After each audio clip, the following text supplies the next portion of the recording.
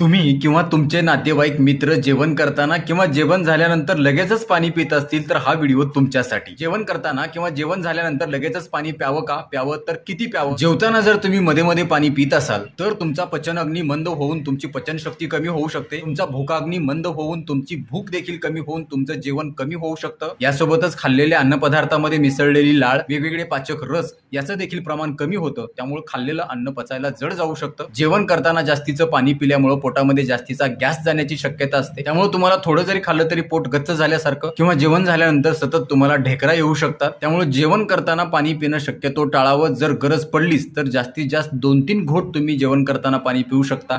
जेवण झाल्यानंतर सुद्धा तुम्ही जास्तीचं पाणी लगेचच पिऊ नका. 2-3 घोट तुम्ही जेवण झाल्यानंतर चूळ भरून ते पिऊन टाकू शकता. शक्यतो जेवण झाल्यानंतर अर्धा किंवा 1 तासांनी तुम्ही पाणी प्यावं. उन्हाळ्याचे दिवस असतील, वातावरणामध्ये तापमान जास्त वाढलेलं असेल तर अशा वेळी जेवण झाल्यानंतर तुम्ही अर्ध्या तासांनी पाणी पिऊ शकता.